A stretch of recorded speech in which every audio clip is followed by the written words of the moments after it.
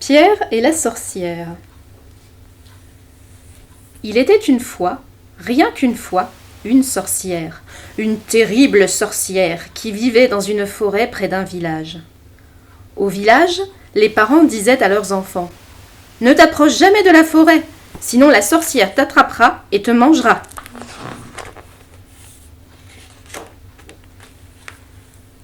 Tout le monde avait peur de la sorcière.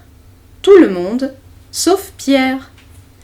Pierre était un galopin qui n'avait peur de rien. À la rivière, il attrapait des grenouilles. Dans les prés, il courait après les vaches. Il aimait se bagarrer avec les copains, pédaler sur son vélo sans les mains. Il était foufou, un vrai casse-cou. À l'orée de la forêt, il y avait un magnifique pommier. Un matin, Pierre voit les pommes brillantes. Elles sont mûres à point. Il en a trop envie. C'est plus fort que lui. Le voilà déjà qui grimpe à l'arbre, s'assied sur une branche et croque dans une pomme. Au même moment, Pierre voit une vieille femme sortir de la forêt. Elle est toute voûtée. Ses cheveux sont pleins de nœuds. Elle a un nez allongé, une bouche tordue et des doigts griffus. Pierre la reconnaît, c'est la sorcière. Tralalalala, tralalalalaire, sorcière, j'ai pas peur de toi. Tralalalala, tralalalalaire, sorcière, tu ne m'attraperas pas. Pour attraper Pierre, la sorcière dit d'une voix toute douce. Oh, mais qu'est-ce que tu me chantes là? C'est méchant de dire ça. Moi, je ne suis qu'une pauvre vieille. Comme ces pommes ont l'air savoureuses. Tu m'en donnes une? Pierre lui lance une pomme. Misère de misère, dit la sorcière. Elle est tombée par terre. Elle pose les mains sur son dos. Oh là là, j'ai trop mal au dos pour me baisser. Sois gentil, mon petit, ramasse-moi cette pomme. Pierre descend de l'arbre. Pierre se penche pour ramasser la pomme. Hop, la sorcière l'empoigne. Zou, elle le jette dans son sac. Et froute, elle ferme le sac avec une ficelle et le pose sur son épaule. T'as vu, gamin, je t'ai bien eu. La sorcière s'enfonce dans la forêt profonde. Elle marche en ricanant. Elle marche en chantant. Croquis, croquat, c'est moi la plus rusée. Croquis, croquat, je vais me régaler. Enfermé dans le sac, Pierre a peur. Il a le cœur qui bat fort. C'est tout noir. En chemin, la sorcière a envie de faire pipi. Elle pose le sac et cherche un buisson. Pierre entend les pas de la sorcière qui s'éloignent. Aussitôt, il fouille dans sa poche et attrape son petit couteau. Tout doucement, il passe une main à travers l'ouverture du sac et schlac, il coupe la ficelle. Vite, Pierre sort du sac et met à sa place une bûche, des feuilles mortes et des ronces. Il le referme et se sauve à toutes jambes.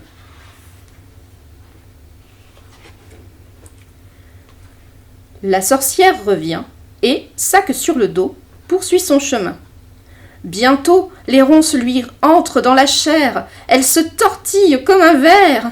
Aïe, ça pique! Maudit gamin, t'es trop maigrichon, tes os sont pointus. Aïe, ouille, mon dos, mes fesses! Arrivée dans sa cabane, la sorcière ouvre le sac et découvre une bûche, des feuilles mortes et des ronces. Rouge de colère, elle crache par terre. Elle crie, le poing en l'air. « Je l'attraperai, ce vaurien, ce morpion, ce casse-bonbon! Nom d'une plume de corbeau, j'aurai sa peau !» Elle hurle tellement d'insultes que la cabane tremble du sol au plafond. Un matin, Pierre grimpe à nouveau sur le pommier. À califourchon sur une branche, il croque dans une pomme. Et qui sort de la forêt? La sorcière! Tralala, tralalaire, sorcière, j'ai pas peur de toi. Tralala, tralalaire, sorcière, tu ne m'attraperas pas. La sorcière tombe à genoux, les mains sur le ventre. Ah, voilà 3 jours que je n'ai rien mangé. J'ai trop faim. Mon petit, descends de l'arbre et apporte-moi une pomme. Ouais, c'est ça, répond Pierre. Cause toujours. Je te crois pas, tu veux m'attraper comme la dernière fois. Oh, mais qu'est-ce que tu vas t'imaginer, mon petit? C'était juste pour jouer. Je meurs de faim, je t'en supplie, apporte-moi une pomme. Je te l'apporte, dit Pierre. Si tu n'essaies pas de m'attraper, promis? Oui, oui, promis. Pierre descend de l'arbre. La sorcière est rapide comme l'éclair. Hop, elle l'empoigne. Zou, le jette dans le sac et froute, ferme le sac. Je te tiens, gamin! La sorcière s'enfonce dans la forêt profonde. Elle marche, marche en ricanant. Elle marche, marche en chantant. Croquis, croquas, c'est moi la plus rusée. Croquis, croquas, je vais me régaler. Mais le chemin est long, la sorcière est fatiguée. Elle pose le sac au pied d'un arbre, elle s'allonge à côté et s'endort.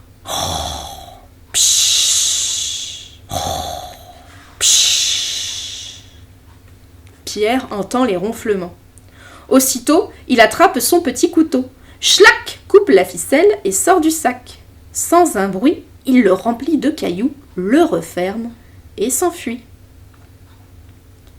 La sorcière se réveille et, sac sur le dos, poursuit son chemin. Bientôt, le poids des cailloux l'épuise. Elle transpire de la tête aux pieds. Maudit gamin, tu pèses aussi lourd qu'une botte de foin. Oh, j'ai le dos en compote à force de te porter. Arrivée dans sa cabane, la sorcière ouvre le sac et découvre des cailloux. Folle de rage, elle s'arrache les cheveux. Encore raté, petit morveux, face de paix, sale gosse, nom d'une écaille de dragon, je vais péter un chaudron. Elle hurle de si grosses insultes que la cabane se fissure du sol au plafond. À partir de ce jour, la sorcière se cache derrière le pommier. Elle attend Pierre. Un matin, enfin, elle le voit. Méfiant, Pierre regarde à gauche, à droite. Il s'approche doucement, tout doucement. Brusquement, la sorcière bondit de sa cachette et l'attrape. Hop, zou et froute. Revoilà Pierre enfermé dans le sac. Dit la sorcière. Tu fais moins le malin, gamin. Cette fois-ci, je garde le sac sur moi, tu ne m'échapperas pas. La sorcière s'enfonce dans la forêt profonde. Elle marche, marche en ricanant. Elle marche, marche en chantant. Croquis, croquas, c'est moi la plus rusée. Croquis, croquas, je vais me régaler. Dans sa cabane, la sorcière ouvre le sac et découvre Pierre. Toute excitée, elle se frotte les mains. Ce midi, je te mange bien rôti. Allez, entre dans le four, il est déjà chaud. D'accord, dit Pierre. Mais comment je fais pour entrer dans le four? Oh, triple nouille, répond la sorcière. C'est pas croyable, les gamins d'aujourd'hui sont vraiment pas dégourdis. Je vais te montrer, regarde-moi. Tu fais comme ça? Elle s'accroupit et entre la tête dans le four. Vite, vite! Pierre lui donne un bon coup de pied au derrière et vlan! Elle bascule dans le four. Pierre referme la porte de fer et pousse le verrou. La méchante sorcière brûle tout entière. Morte la sorcière! Ouf, bon débarras! Plus de sorcières! Vive Pierre! Au village, on entend des rires, on entend des chants. Tout le monde s'amuse. C'est un jour de fête pour petits et grands. Et Pierre, il a entendu parler d'un château fort où vit un géant qui garde un trésor. Personne n'ose s'en approcher. Vous croyez que Pierre va y aller ?